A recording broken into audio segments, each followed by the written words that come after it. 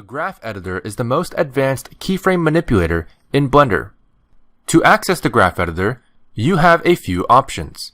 In any workspace, you could go to the top left-hand corner of any panel and select Graph Editor from the drop-down.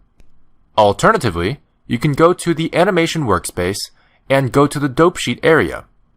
From there, you can hover over it and press Ctrl-Tab. This will toggle between the Dope Sheet and the Graph Editor. For non-hotkey users, you can go to View, Toggle Graph Editor, or Toggle Graph Dope Sheet to achieve the same thing. Compared to the Dope Sheet, the Graph Editor can do many of the same things, but also allows the user to view and edit the motion curves directly. Let me show you what I mean. Let's go ahead and make some keyframes for our object so we can see what this looks like. Just like our timeline video, let's once again animate a simple bouncing ball. To do this, simply subdivide your default cube by holding Ctrl and pressing 2 on the number row. Then turn on Auto Keyframe. We'll set a keyframe for a high pose on the first frame, go to frame 10, set a low pose where it's touching the grid, set a much lower high pose on frame 15, and do the same thing as frame 10 for frame 20 for our final low pose. You may have noticed by now that our keyframes in the graph editor are represented by orange handles along the curves we see displayed. Now, we also want to change the handle type for our extreme low poses on frame 20 and 10. This will once again give us that bouncing ball look. However, let's figure out how to do that in the graph editor real quick. Unlike the Dope Sheet and Timeline, there is no summary of keyframes where we can easily select all of the keyframes on a certain frame. So to achieve this same effect, let's simply find frame 10 and Alt left click any of the keyframes on frame 10. This will select all keyframes vertically on the same frame as the keyframe you selected. Now we can simply change the handle type by going to Key, Handle Type, and selecting Vector. Hotkey users can still press V. Now, as you can see, the handles have visually changed this time. Unlike the Dope Sheet and Timeline, the graph editor directly shows you what changing the handle type looks like in terms of the interpolation curves. Let's repeat this process for frame 20. Alt left click, press V, select Vector. We can then play our animation with spacebar again to confirm that we did it right. Now let's observe our graph editor a little more closely to see how similar and how different it is from the Dope Sheet. Before we move on, I want to say that in case your graph editor is too zoomed in or you can't see all of your frames, simply hover over the graph editor and press Home. You can also go to View, View All. The first thing we'll notice that's the same is the left-hand column. Just like the Dope Sheet, the keyframes have all been assigned to specific channels. You can expand and collapse channels by clicking the arrow or using the plus or minus keys on the number pad while hovering over the channels. However, you might notice that while the channels are listed, there are no distinct rows of keyframes to see which keyframes belong to which channels. Now, we already know that the keyframes are indicated by the orange handles you see spread out along the curves. And each curve belongs to a channel. Simply left-click any of the channels on the left to highlight the corresponding curve in the graph.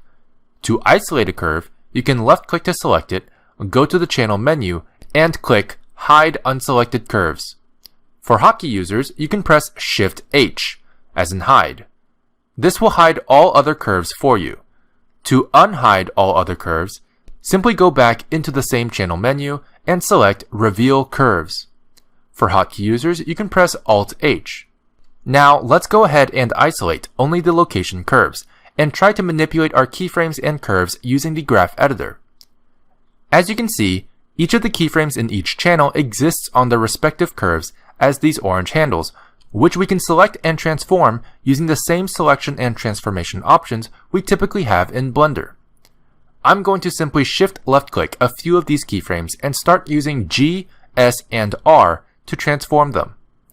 As you can see, moving, rotating, and scaling keyframes are all possible in the graph editor, allowing for very versatile and intuitive transformation of the curves. But what if we select a single handle? Each handle by itself is technically made up of 3 selectable parts, the main body and the 2 handlebars. By default, the endpoints of each handlebar can be transformed as a way to rotate the entire handle and manipulate the length of the handles, which affect how the curve interpolates between keyframes. You can also select the body and use R or S to rotate or scale both handlebars simultaneously. However, handle transformation differs depending on what handle type we use. For example, the vector handle types we have at the extreme low poses of our ball can be edited individually on each side. It also cannot be rotated as vector handle types must point to the previous keyframe. Quick note, when you break an individual handlebar off of its default orientation, it will convert the keyframe handle type to free. Free is when both handles move independently from each other, and you can set it to free yourself manually. Feel free to experiment with other handle types. Another thing we talked about is the interpolation modes. Interpolation modes can also be very easily changed in the dope sheet and timeline, but we never talked about what they look like in the graph editor. Since the graph editor is comprised specifically of interpolated curves, the interpolation mode greatly affects how the interpolated curves look. Let's try a few by isolating the Z location curve and selecting all the keyframes by pressing A. We can then go into the key menu, go to interpolation mode, and select constant. As you can see, the constant interpolation mode removes all curve interpolation and simply repeats the previous keyframe's value until it encounters another keyframe. If this looks like a familiar pattern to you, it might be because you saw it in the interpolation mode menu for constant. As you can see, each of the interpolation modes has an icon that represents what the curves look like when in that mode. Feel free to test out these modes to better understand them. Bezier, however, is the default, and we'll be changing ours back to Bezier for now. Now that we've gotten basic curve manipulation out of the way, let's talk about more advanced curve manipulation options, specifically curve modifiers. Curve modifiers are similar to mesh modifiers in that they are extremely powerful, non-destructive functions that can help you alter and adjust your curves. There are a few curve modifiers, but to demonstrate this, I'm going to show you how to use the noise curve modifier. To add curve modifiers, simply open the right-hand side menu in the graph editor. You can do this by clicking the arrow icon on the right or pressing the N key. From this right-hand side menu, go to the Modifiers tab. Make sure you have the curve you want to modify selected. We'll go ahead and select our Z location curve by clicking on the Z location channel on the left-hand side. Then we can go into the Add Modifier drop-down menu and select Noise. For hotkey users, you can simply hover over the graph editor and press Ctrl-Shift-M and select Noise from that menu. Immediately, you can see how the noise modifier affects our curve, as the curve now has a noise pattern added all throughout it. If we play our animation back, we can see that a slight shaking effect has now been added on top of our original animation. Even if we set new keyframes or move them around, the shaking effect adjusts to the curve dynamically. Just like mesh modifiers, we can also adjust the modifier settings to change how the modifier affects our curve. Each modifier has different settings to play around with, so feel free to experiment.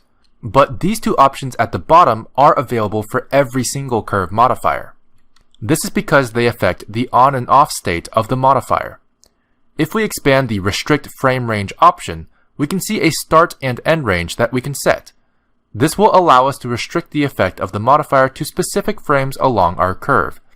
Additionally, the in and out frames will allow us to fade the modifier influence in and out a certain number of frames. For example, if I set the fade in value to 10, the curve modifier will slowly fade in the influence of the effect over the course of 10 frames.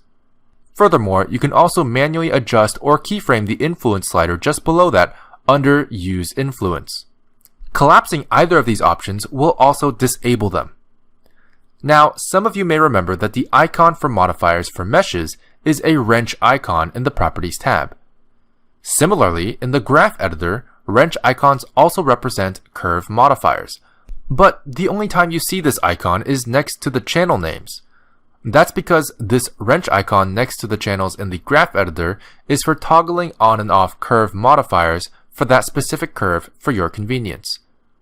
Likewise, the checkbox disables the curve's values from affecting the object at all, and the lock icon prevents changes to be made on that curve.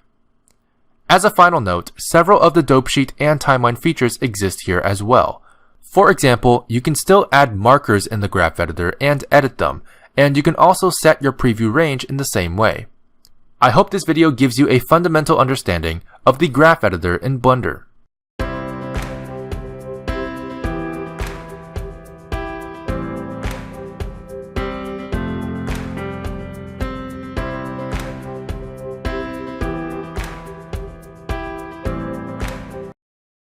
In this video, I'll go over the fundamentals of Blender's sculpt mode.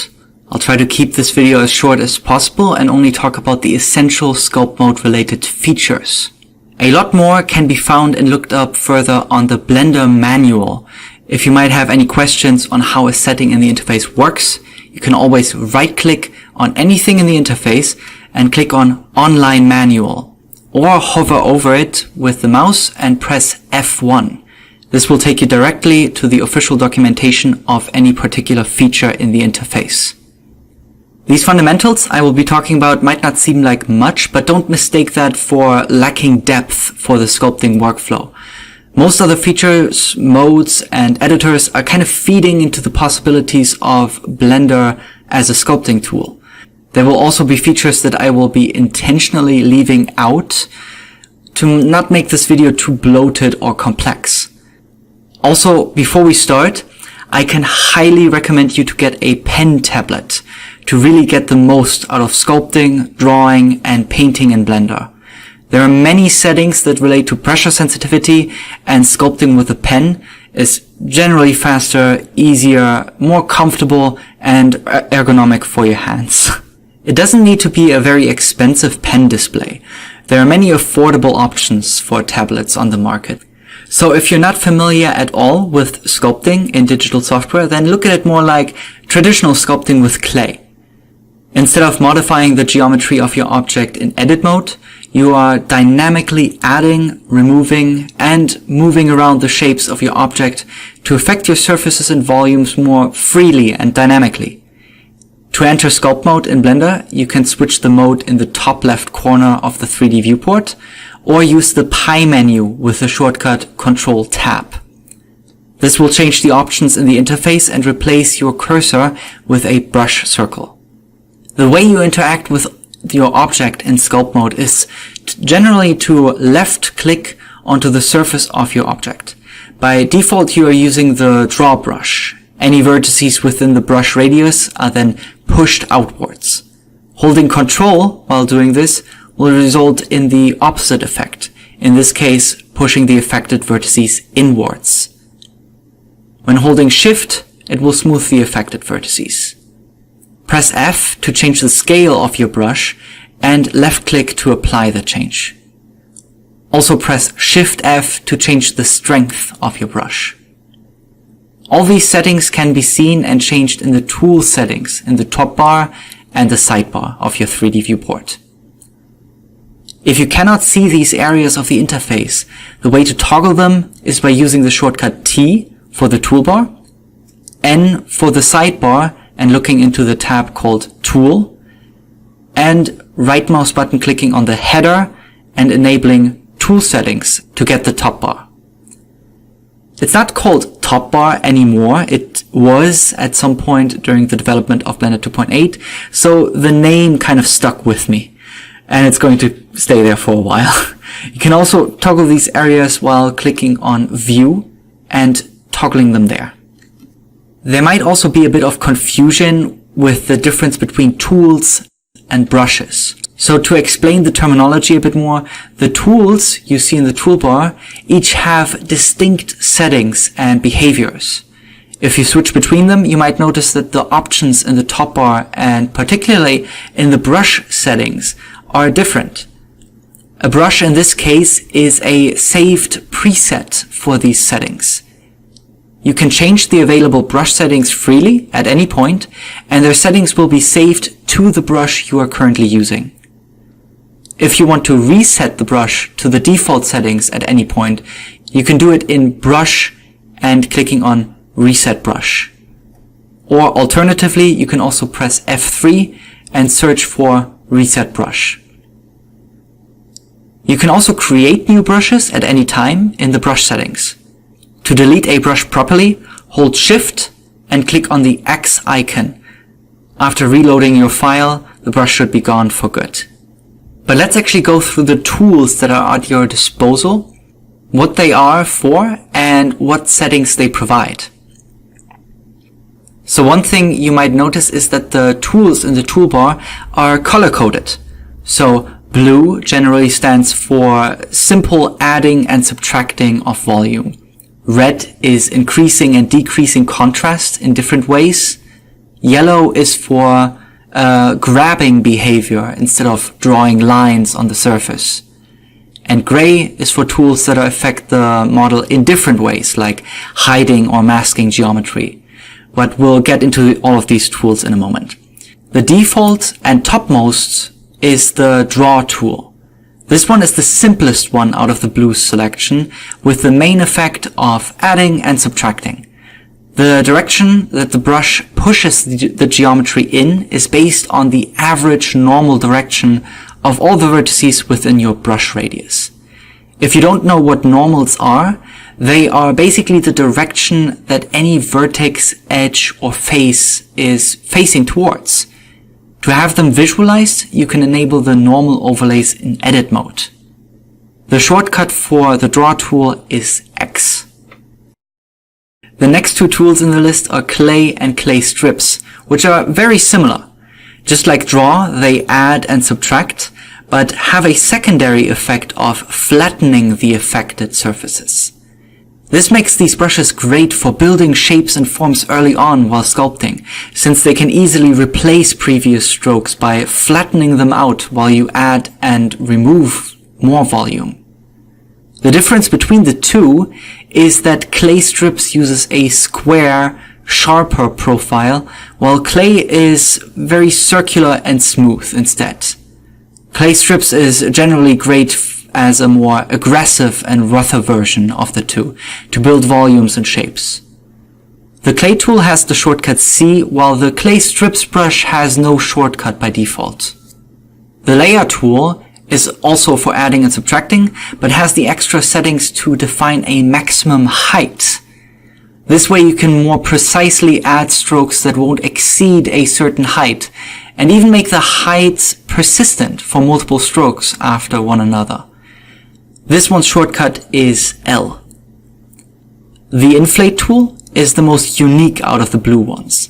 It adds and subtracts based on individual vertex normals instead of the average of everything that is in your brush radius. This makes the affected areas essentially inflate and deflate, which can be great when sculpting thin and small objects. The shortcut for this tool is I. Blob and crease are very similar to each other as well. In addition to adding and subtracting, they have the secondary effect of pinching or magnifying. So essentially pulling the vertices together or apart. This effect can be made stronger or weaker in the brush settings by changing the pinch slider. With all these tools, it's good to keep in mind that the main effect, like adding and subtracting, can be inverted by holding Control, but the secondary effects in the brush settings, like pinching and flattening, cannot be inverted. Crease has the shortcut of Shift-C, while Blob has none by default. The first of the red tools is Smooth. This one is very straightforward since it has almost no brush options. It smooths the affected vertices by averaging their position to each other. Keep in mind that this also results in loss of volume, not just surface detail. The common way of smoothing is holding Shift, but the tool also has the shortcut S. After that comes Flatten, Fill, and Scrape, which are also similar to each other. While the flattening is a secondary effect for the clay brushes, in these particular tools it's the main effect. What these tools basically do is to push vertices within the brush radius up or down to meet each other in the middle on an average height. The Fill and Scrape tools are similar, but only do this in one direction. So the Scrape brush is always pushing the vertices down, while the Fill brush is always pushing them up. These brushes can be a more aggressive way of smoothing large sections of your surfaces or flattening areas completely. While holding Control, they will do the opposite though, and essentially enhance the contrast of your surfaces by pushing away from the average height.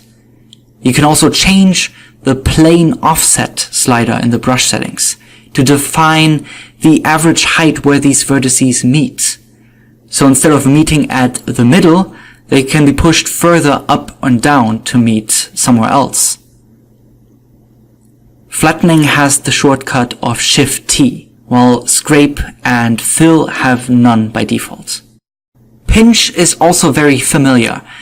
Instead of only existing as a secondary effect for the crease and blob brushes, it also has its own tool. So by default, it will pull in or pinch your vertices, and when holding Control, it will push them apart or magnify. This tool is using the shortcut P. Next in the list are the yellow tools, starting with Grab. With this one, you can move vertices within your radius around by making them follow your mouse. Holding Control while doing this will not invert the effect with these brushes, but change the direction to be consistent with the average normal direction, instead of following the mouse across the screen. This effect is called normal weight and can also be adjusted as a slider in the brush settings. The shortcut for the Grab tool is G by default. Snake Hook is also very familiar to Grab. The behavior is different in interesting ways though. Instead of only moving the vertices that are within your brush at the start of your stroke, it lets them go and picks up more along the way. This gives it an almost liquid-like feeling. With this brush, you can also basically pull out snakes from your object, hence the name. The two most important options for this tool are Rake and Pinch in the brush settings. When increasing Rake, the geometry will follow the rotation of your brush stroke, while increasing Pinch will avoid the loss of volume during that stroke. The shortcut for this tool is Shift-K by default. The thumb and nudge tools are each very similar to Grab and Snake Hook. They behave exactly like them, but instead of moving the vertices around based on the direction that you're looking at the mesh, it moves them based on the average normals. This way you can slide vertices along the surface of your object instead of along the screen. The last of the red tools is Rotate. This one essentially twists the affected vertices based on how long your stroke is and the angle that you take. It's a bit of an odd brush, but it could be useful at times. The gray tools at the bottom are pretty simple actually. We'll start with Mask and skip Simplify for now until we talk about later settings. What this brush allows you to do is to place a mask on your geometry, indicated by a dark color. This mask will not be affected by any other brush. A mask with the strength of 1 is shielding the affected areas from any changes, while a mask of half the strength makes the other brushes affect the surface only half as strong. This brush can be incredibly helpful for many things like sculpting, overlapping areas, or custom patterns. You can hold Control to unmask areas and hold Shift to smooth the mask. You can adjust how dark the mask appears in the overlays with the mask slider. You can even toggle the mask overlay off to make the mask temporarily invisible. This can also be toggled with the shortcut Ctrl-M. You can invert your mask with Ctrl-I and remove it completely with Alt-M.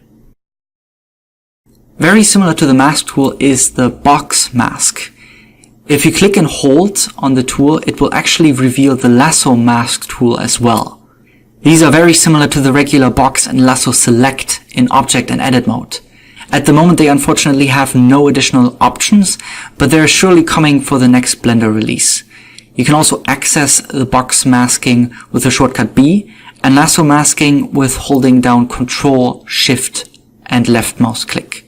It's important to know that these types of masking are infinitely deep, so box masking will also select through your surfaces and affect the other side of your model. The last great tool is box hiding, which can be a quick way of hiding geometry in sculpt mode. Hiding geometry is not just invisible, but also unaffected by tools. Any geometry that is hidden in edit mode is also hidden in sculpt mode.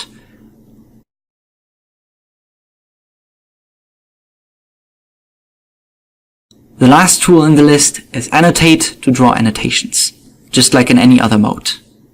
To get a bit deeper into the tools, I will also explain the most common brush settings.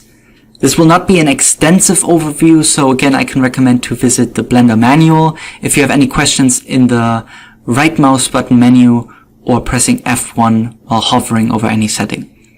All these tool settings can be found in the top bar and the sidebar, as well as the Tool Settings tab in the Properties editor to the right. Some of the ones that are the most exposed are Radius and Strength, and they are part of basically every brush in sculpt mode. For the most part, you will be changing these via the shortcut F and Shift F, like mentioned before, but the sliders can give you an overview on what they are currently set to. You can also enable the button next to them to enable pressure sensitivity. This will adjust the setting based on how much pressure you apply with your pen on the tablet. This setting is not relevant for mouse users though. The next most used settings are the ones that are tied to holding Control, namely the direction of your brush or the plus and minus in the tool settings. Like I mentioned before, this is to invert the main effect of your brush. Holding Control with grab, snake hook, nudge, and thumb though, instead inverts the normal weight.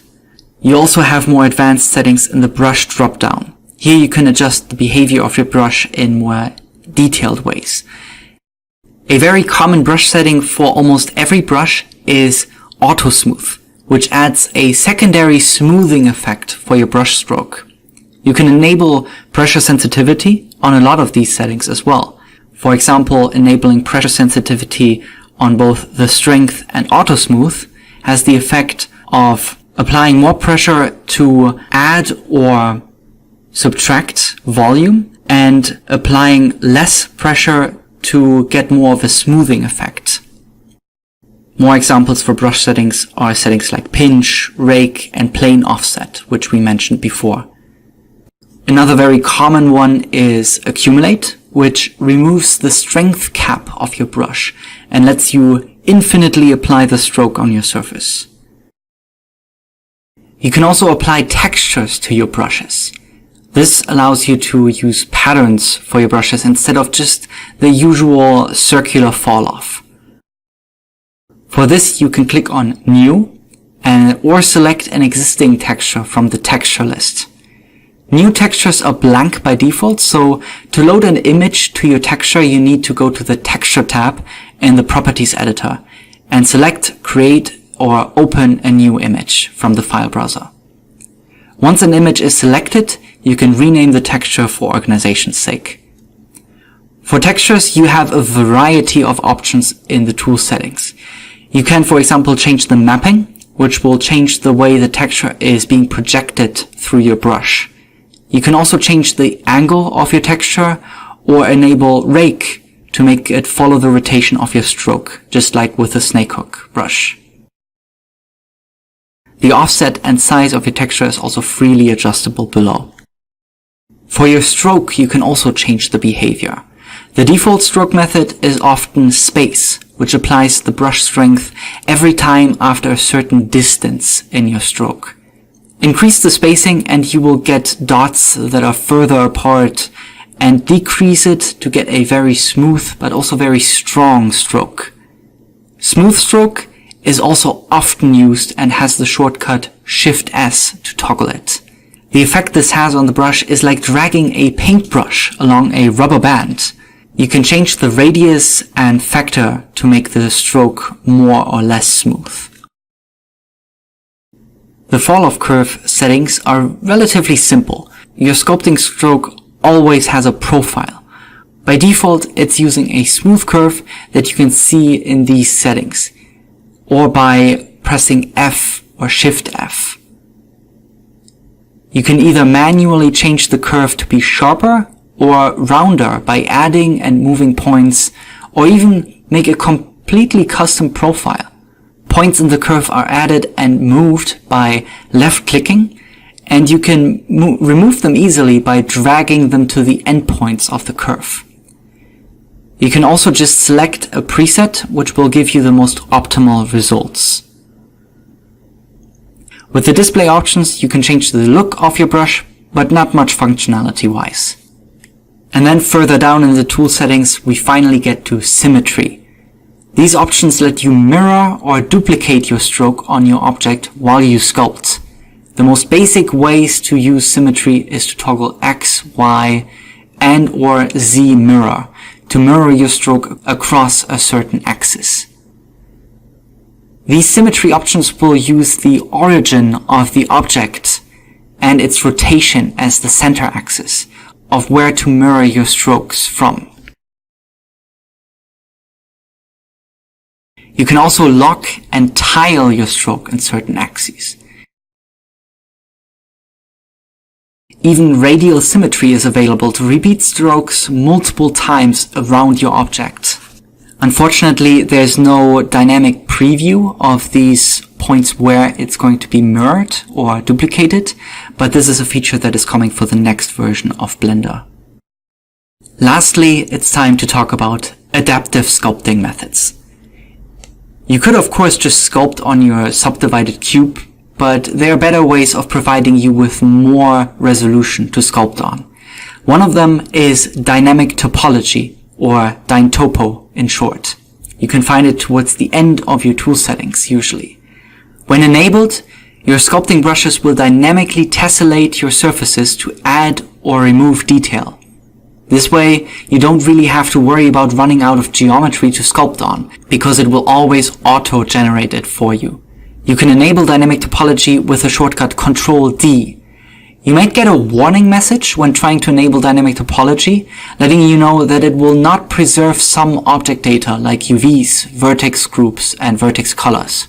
Since it constantly remeshes your geometry, this will delete any of this data that you might have. So keep that in mind. Dynamic topology will also not preview any modifiers you might have active. Within the dynamic topology options, you can then change a couple of settings and are presented with more options. One of them is the method of remeshing that is being used. You can set it to constant detail, which has a set constant detail level that every new triangle is using. This way, the resolution will remain consistent across the object. You can change the resolution value manually or pick a resolution from the 3D viewport with the picker icon. The higher the value, the more dense the geometry. If you change the method to relative detail, on the other hand, it will base the resolution on how far you zoomed into your model. The resolution gets renamed to detail size, and now it relates to the screen size of the triangles. Set the number to a lower amount of pixels for denser geometry. The other two methods are used less, but what they do is simple. Brush detail ties the resolution to the brush size and how far you zoomed into your model. And manual detail, on the other hand, doesn't dynamically remesh by using the brushes, which leads me to the extra options below. When using constant or manual detail, you can flood fill the set resolution to your entire object. This is the only way to remesh when using manual detail, but also very useful at times when you're using constant detail. You can also symmetrize your object by remeshing one half to copy the other half of your geometry. Just set a symmetry axis and click the button to make your model perfectly symmetrical. The Optimize button optimizes the performance of your viewport should it become particularly slow.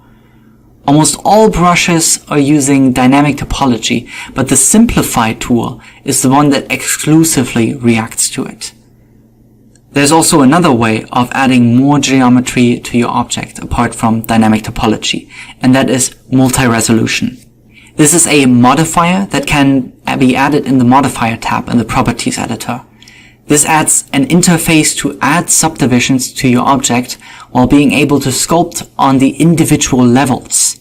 You can set different levels of your subdivisions to be visible in your viewport preview in general, sculpt mode specifically, and during rendering.